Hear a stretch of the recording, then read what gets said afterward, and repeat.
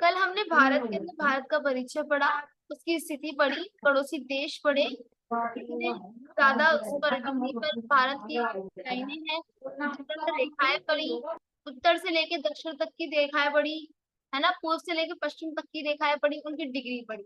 अब जो हम पढ़ेंगे, अब हम पढ़ेंगे क्या, भारत की भूगर्भिक संरचना, यानी कि भारत को कैसी संरचना है, कैसे भारत में चीजें बनी, कैसे यहाँ पे पठार बने, कैसे यहाँ पे पहाड़ बने, किस तरीके से यहाँ पे भूगर्भिक जो भूमि है उसका गर्भ जो था वो किस तरीके से आया, इसका भारत के बारे में पढ़ेंगे। ठीक है, क्योंकि अभी हम क्या पढ़ रहे हैं, भारत की ज्योग्राफी पढ़ रहे हैं ना। तो देखो, भूगर्भिक संरचना जो होती है बेटा, उसकी दृष्टि में भारत को कितने तीन स्पष्ट भागों में विभाजित किया गया है। ठीक है, कौन कौन से बेटा, दक्षिण प्रायद्वीपीय पठार, उत्तर की पर्वतमालाएं और उत्तर भारत का वैशाली विशाल मैदान भाग। तो पहला क्या बेटा, पठार, दूसरा पर्वतमाला, तीसरा मैदानी भाग। तो इन तीनों भागों में हमने क्या करा है बेटा, इनको डिवाइड किया है। चलो अब पहले पठार के बारे में जानते हैं। हम पठार जो है उसको बोलते हैं गोंडावना लैंड। ठीक है, प्रायद्वीपीय पठार क्या है, एक गोंडावना लैंड का हिस्सा है, एक भाग है, जिसे हम बोलते हैं प्री कैम्ब्रियन काल के बाद ये है भाग कभी पूर्णतः समुद्र में नहीं डूबा। ये जो भाग था ये कभी भी पूरा समुद्र में डूबा ही नहीं। आर्कियन युग में क्या हुआ बेटा, आग्नेय चट्टानों से निर्मित तीन तरीके की चट्टानें होती हैं, लिखना जरा एक बार, अपनी कॉपी खोलो, लिखो चट्टानों के प्रकार, चट्टाने लिखो या फिर इस चट्टानों की स्लैश में करके लिखो शैली।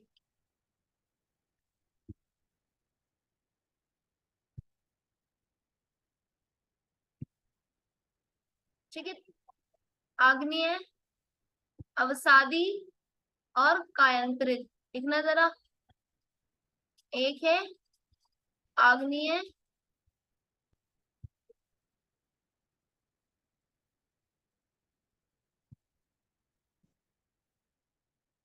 ठीक है, फिर है आपकी अवसादी,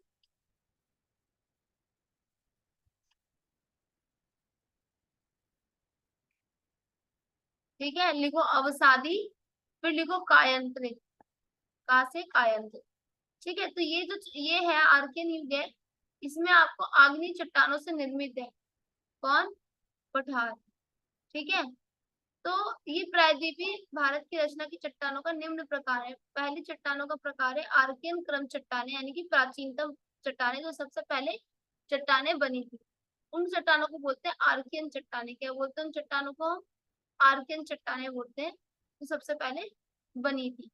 ठीक है, आ जाते हैं इनके बारे में पढ़ते हैं। पहले तीन तरीके की चट्टाने हैं, ठीक है, वो तो पता ही चल गया कौन कौन सी होती है। पर जो प्रायद्वीपीय भारत की संरचना में चट्टाने जो है, प्रायद्वीपीय भारत यानी कि प्रायद्वीपीय पठार जो है, वो कितने टाइप के हैं, वो है आपके तीन टाइप के। पहला प्राचीनतम यानी कि आर्कियन क्रम चट्टाने, प्राचीनतम जो बहुत पुरानी है। ठीक है, जो नीस व सिस्ट, इसे याद रखना, नीस व सिस्ट के रूप में रूपांतरित हो चुकी है। ठीक है, बुंदेलखंड नीस और बेलरी नीस और बंगाल नीस और नीलगिरी नीस, ये सब क्या है, प्राचीन है। ठीक है, इसमें जीवाश्म नहीं पाए जाते, इसमें जीवाश्म नहीं पाए जाते। ठीक है, इन चट्टानों के अंदर।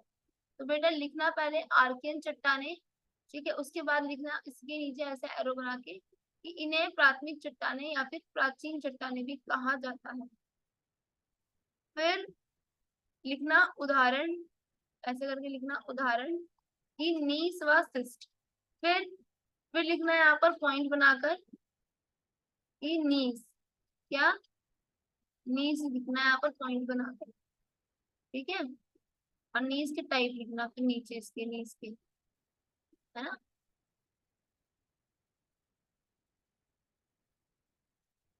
ऐसे करना नीस को। अब पहला पॉइंट है इसमें ये वाला नीस, यानी कि बुंदेलखंड, बेलारी नीस, ऐसे लिखना है वो आंसर्स। ठीक है, नोट्स, बेलारी नीस, बंगाल नीस, नीलगिरी नीस, इस तरीके से लिखते चले जाओ आगे इसके, यहाँ लिखते चले जाओ। ठीक है, अब दूसरा आता है आपका आता है दूसरा? दूसरा आता है आपका धारवाड़ क्रम चट्टाने, जो आर्कियन क्रम की प्राथमिक चट्टानों के अपर्दन निक्षेपण अपर्दन निक्षेपण से निर्मित होती है। देखो बेटा, पहली तो आपकी प्राचीनतम चट्टाने हैं, ठीक है, प्राचीनतम आर्कियन पठार है, ठीक है, ये आपकी प्राचीनतम पठार है ना। और इससे अब जो इससे अवसादी है, अवसादी क्या होता है, तो आग्नेय शैल से बना हुआ है, इससे कुछ टूटे फूटे पत्थर लाइक आ गए हैं इधर, ठीक है, यहाँ पर आ गए हैं। तो इससे निर्मित जो पठारें होती है, इससे निर्मित जो पठार होती है, जो प्राथमिक चट्टान से निर्मित निक्षेपण मतलब होता है कुछ बचा हुआ, ठीक है, रूपांतरित हो चुकी हो और जीवांशम ना मिले, कर्नाटक के धारवाड़, बेल्लारी जिला, अरावली श्रेणियां, बालाघाट, रीवा, छोटा नागपुर आदि इसमें ही पाई जाती है। पर यहाँ पे बेटा सर्वाधिक खनिज का भंडार, तो क्वेश्चन आएगा सर्वाधिक खनिज का भंडार किस पत्तेदार चट्टानों में है, तो आप बताओगे सर्वाधिक खनिज जो होता है, सबसे ज्यादा खनिज जो है भंडार वो कहाँ मिलता है? आर्कियन क्रम की प्राथमिक चट्टानों से बनी हुई कौन सी चट्टान? परतदार चट्टान, जिसे हम बोलते हैं धारवाड़ चट्टान। क्या बोलते हैं? धारवाड़ क्रम की चट्टानें जो परतदार होती हैं, जो जो आर्कियन क्रम की चट्टानों से अवसाद के बनी हुई होती है, ठीक है। चट्टानों में मिलते हैं लोहा, तांबा, स्वर्ण, इन चट्टानों में पाए जाते हैं। ये महत्वपूर्ण खनिज है हमारे लिए, ऑब्वियसली हमारे लिए महत्वपूर्ण खनिज है। अब थोड़ा सा मैप देखते हैं।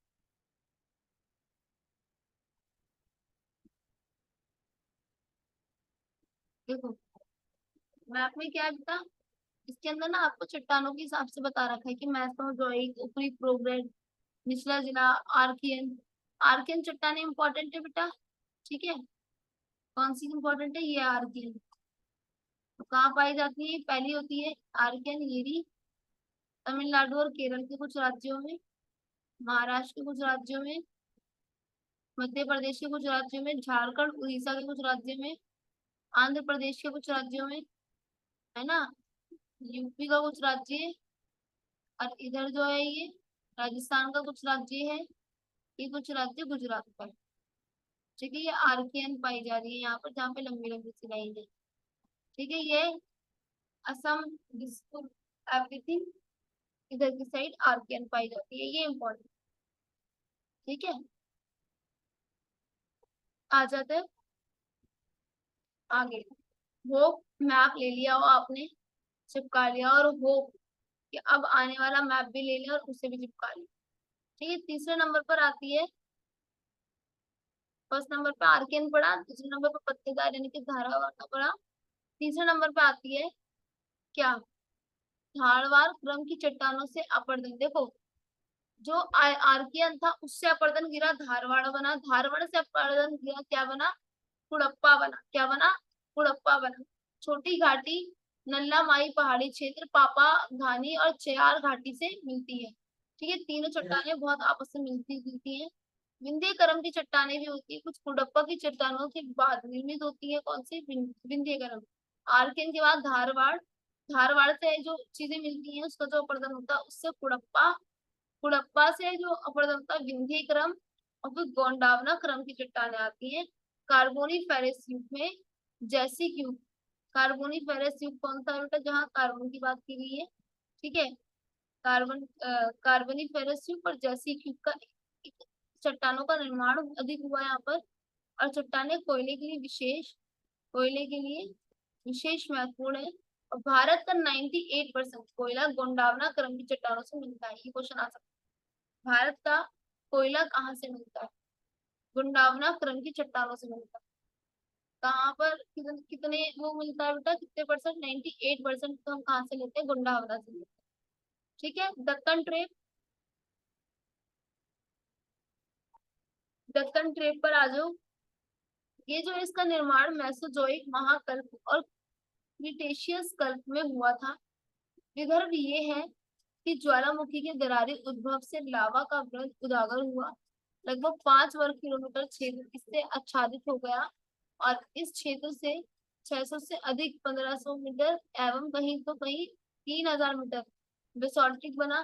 तो दक्कन ट्रेप का बेटा उस ज्वालामुखी की दरार उद्भव होने से बना। देखो बाबू, पहला आर्कियन था, ठीक है, आर्कियन का अपरदन निकला, धारवाड़ा बना, धारवाड़ा से निकले तो कुड़प्पा बना, कुड़प्पा से विंध्य, विंध्य से गुंडावना, ठीक है। और इसके बाद बना आपका क्या, दक्कन, ठीक है। क्या बना, दक्कन बना। पर दक्कन कैसे बना बेटा, दक्कन बना आपका ज्वालामुखी फटने के बाद जो लावा जमीन पे गिरती है उसके बनने वाले पठार दक्कन पठार के हैं, ठीक है। दक्कन ट्रेप करें। आ जाओ अब किस पे बेटा, अब आ जाओ प्रायद्वीपीय पठार, नहीं प्रायद्वीपीय पठारों का महत्व। कि आखिरी पठार पठार क्या करते हैं, ठीक है। भौगोलिक और तौर पर दक्कन का पठार लंबवत संचालन उदाहरण रहे। ये अनेक जल प्राप्त प्रबल पठार है, जल प्राप्त मिलते हैं इनको। विद्युत उत्पन्न हो सकता है पठारी भागों पर, अन्य खंडों से मिलने वाले तालाबों की अधिकता हो सकती है, सिंचाई अव्यवस्था संभव हो सकती है। दक्कन पर लावा पठार अक्षय अपरदन से उपजाऊ है, ठीक है। और क्या कर सकते हैं, यहाँ पे काली मिट्टी का निर्माण हुआ। काली मिट्टी के निर्माण की वजह से खेती के लिए जो सर्वाधिक उपयुक्त है वो काली मिट्टी हमें मिल गई। पश्चिमी घाट से अधिक वर्षा वाले समतल उच्च भागों पर लैटराइट मिट्टी पाई जाती है, जिस पर मसाले, चाय, कॉफी ये सब बनाई जाती है। तो पठारों पर क्या पाई जाती है, काली मिट्टी पाई जाती है जो कपास की खेती के लिए अच्छी होती है। और लैटराइट मिट्टी पाई जाती है जो मसाले, चाय, बागवानी कृषि के लिए अच्छी होती है। प्रायद्वीपीय पठार के शेष भागों में लाल मिट्टियों तो मोटे अनाज, चावल, दाल, तंबाकू, सब्जी की खेती की जाती है, ठीक है। क्या क्या होता है यहाँ पे ये सब इसके अंदर लिखा हुआ है। प्रायद्वीपीय पठार जो है बेटा इसमें यूरेनियम, बॉक्साइट, कोयला, मैग्नीज खनिज वगैरह मिलते हैं, ठीक है। अब उत्तर की विशाल पर्वतमाला है, अभी पठार की बात कर रहे थे, अब पहाड़ की बात करें। अब पठार क्या होता है, ये थोड़ा सा ना कम हाइट का होता है पठार, है ना। और ये ऊपर से ना गोल होता है थोड़ा सा, लाइक दिस, ठीक है। पर जो पहाड़ है वो आपका यही रहेगा, ठीक है। ये पहाड़ रहता है यानी कि पर्वतमाला। उत्तर में स्थित हिमालय पर्वत का निर्माण एक लंबे भूगर्भिक इतिहास काल से गुजरकर संबंध है। कैसे बेटा, सबसे पहले एक कोबर था जिसे हम भूसुन्नति सिद्धांत कहते हैं। कोबर ये इस सिद्धांत में बताया गया कि अजाई का प्लेट विवर्तनाक सिद्धांत है। उन्होंने कहा जियोसाइक्लिन थ्योरी दी और कहा कोबर ने भूसन्निधों को पर्वतों का पालना कहा गया। भूसन्नति लंबे सकाल छिछले जलीय भागों में उनके अनुसार 7 करोड़ वर्ष पूर्व पहले हिमालय के स्थान पर 33 उत्तर आग्रलैंड को दक्षिण गोंडावना लैंड से पृथक कर दी। अब इन दोनों की भूमि के अवसाद तेथिस भूसुन्नति में क्रमिक रूप से जमा होते रहे और इसमें अवसादों क्रमशः अवतारण होता रहा, जिसमें परिणाम स्वरूप अग्रभूमि दबाव से भूसंचालन उत्पन्न हुआ। अब बेटा जो आगरलैंड थैटिस की जो भूमि थी गोंडावना लैंड की पृथक हुई, पर एक दूसरे से दबाव जो इनका स्टार्ट हुआ ना, उस दबाव ने क्या करा बेटा, क्यूनिकल क्यूनिकल हिमालय ककराम श्रेणियों का निर्माण हुआ। वलन से अप्रभावित अल्प प्रभावित तिब्बत का पठार के नाम से जाना जाता है। मतलब बेटा जमीन का आपस में टकराना और बीच में फिर एकदम पर्वत का निकल जाना, ठीक है। ये बेसिकली हो जाता है, ठीक है। डन, आगे बढ़ते हैं।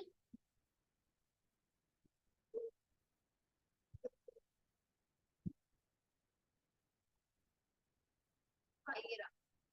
अब 7 करोड़ वर्ष पहले क्या हुआ बेटा, भारतीय पूर्वी दिशा में यूरेशियन प्लेट की गतिशील हुई और 3 करोड़ साल पहले अत्यधिक निकट आ गई।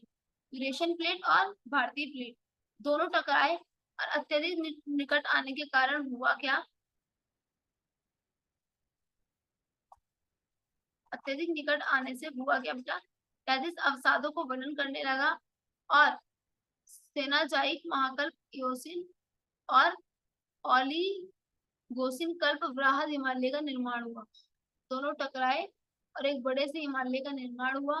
इसमें लघु हिमालय शिवालिक का नाम इन दो श्रेणियों में आता है।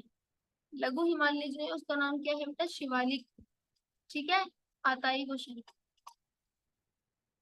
पूछ लेते हैं बेसिकली।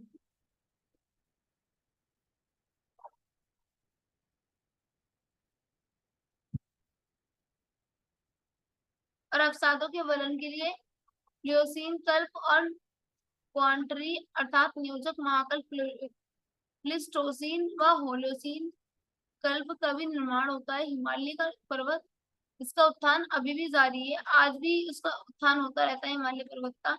और भूकंप हिमालय नदियों में निरंतर होते हैं। मार्ग परिवर्तन परिजात और श्रेणी के अंदर क्या है बेटा, परिजम्पाल श्रेणी 1500 से लेके 1850 मीटर ऊंचाई पर मिलने वाले निक्षेप हिमालय, क्या नाम था इसका, निक्षेप हिमालय का नाम क्या है बेटा, पढ़ो इसे, करेवा हिमालय, इनको याद रखो। ठीक है, तो हिमालय बेसिकली टकराने के बाद इनकी श्रेणी आई है। ठीक है, अब आते हैं इसका महत्व। हिमालय का महत्व क्या है भाई, ये भी इंपॉर्टेंट है संसाधनों के लिए, जीवाश्म के लिए, है ना, जिस पर देश की आयुर्वेदिक चीजें जड़ी बूटियां मिल जाती हैं।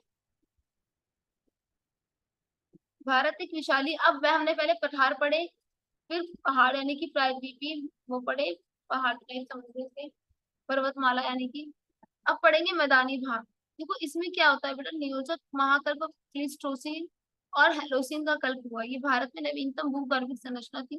33 और भूसन्नति के निरंतर जो सकला चिचला होने के कारण हिमालय दक्षिणी भारतीय नदियों द्वारा लाए गए अवसादों के जमाव या मैदानी भाग निर्मित हुआ। देखो यार, एक याद रखना बच्चों, होता है क्या है, यहाँ पे दो क्वेश्चन आते हैं हमेशा बांगर और खादर से।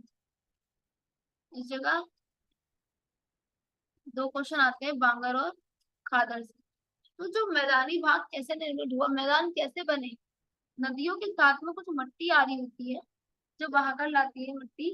ठीक है, वो क्या होती है बेटा, वो मट्टी मैदानों का निर्माण,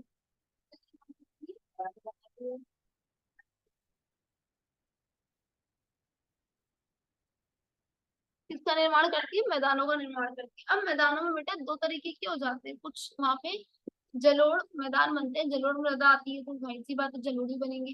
तो जो नए जलोढ़ होते हैं वो क्या कहलाते हैं, खादर कहलाते हैं। जो पुराने जलोढ़ होते हैं भाई मिट्टी का ढेर बन जाता है उस पे आकर, जमीन पर आकर जब वहां से बहती हुई मिट्टी आती है। और जो पुराने जलोढ़ होते हैं उसे हम बोलते हैं बांगर, और जो नए होते हैं उसे बोलते हैं हम क्या, खादर।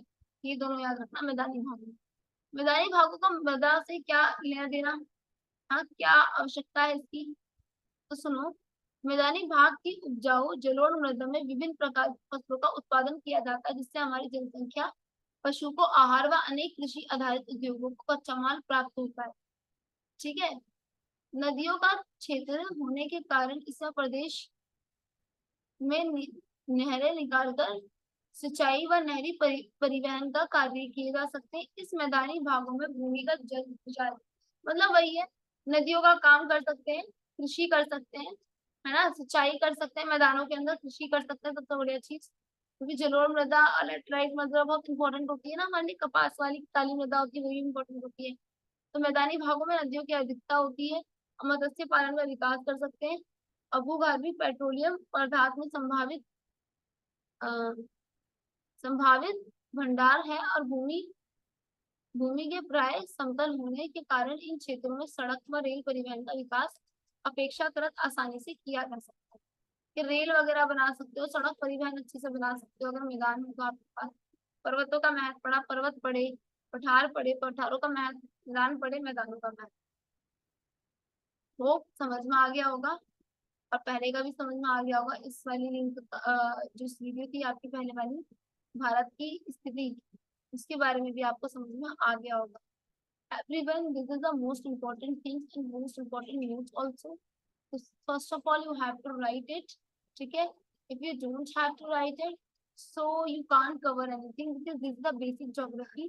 And ये पढ़नी बहुत जरूरी है, शुरुआती यहीं से होती है चाहे कोई भी कॉम्पिटिटिव लेवल के एग्जाम पे हो। ठीक है, चलो ठीक है।